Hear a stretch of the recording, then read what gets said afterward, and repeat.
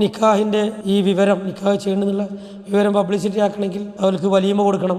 അത് വളരെ വലിയ നല്ല കാര്യങ്ങളിലേക്കനുസരിച്ച് ഓരോരുത്തർക്കുള്ളതനുസരിച്ച് അത് കേവലം നാട്ടിൽ നടക്കുന്ന ചടങ്ങല്ല. അത് വളരെ പ്രധാനപ്പെട്ട നിർബന്ധത്തോടെടുത്ത, അല്ലെങ്കിൽ നിർബന്ധമാണ് ശരിക്കും പ്രധാനപ്പെട്ട ഒരു കാര്യമാണ്. പണ്ഡിതന്മാർ അങ്ങനെ വരും അഭിപ്രായപ്പെട്ടിട്ടുണ്ട്. ഓരോരുത്തർക്കും കഴിവിനനുസരിച്ചുള്ള വലീമ കൊടുക്കണം.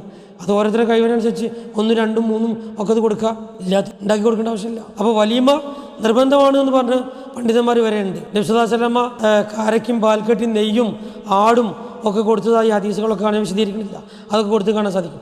അപ്പോൾ സദ്യൻ്റെ കാര്യം അത് ഉഷാറാക്കി കൊടുക്കുക. കഴിവുള്ള ആൾക്കാർക്ക് അങ്ങനെ തന്നെ കൊടുക്കണം. ഇഷ്കംബറായിട്ട് 1, 2 ഇത് മാത്രം കൊടുക്കേണ്ട ആവശ്യമില്ല. വെറും ഇവിടെ നിന്നൊക്കെ കിലോമീറ്ററുകളോളം സഞ്ചരിച്ചിട്ട് വെറൊരു പായസം, ഒരു സർവത്ത്, അങ്ങനെ അത് ബുദ്ധിമുട്ടാണ്. ഉച്ചയ്ക്ക് പിന്നെ നമ്മൾ പുറത്തുനിന്ന് തിന്ന് അങ്ങനെ അറിയാൻ പറ്റില്ല. അപ്പോൾ നല്ല ഫുഡൊക്കെ കൊടുത്ത് അവർക്ക് ഇല്ലെങ്കിൽ അങ്ങനത്തെ സമയത്ത് വിളിക്കണം, അത് ചെയ്യാം. അപ്പോൾ ഇങ്ങനെയുള്ള വിവാഹ ചടങ്ങും വലീമയും ഒക്കെ നടത്തുമ്പോൾ ലഖദ് കാന ലക്കും ഫീ റസൂലില്ലാഹി ഉസ്വത്തുൻ ഹസന, തീർച്ചയായും അള്ളാഹുവിൻ്റെ ദൂതനിൽ ഉത്തമമായ മാതൃകയുണ്ട്.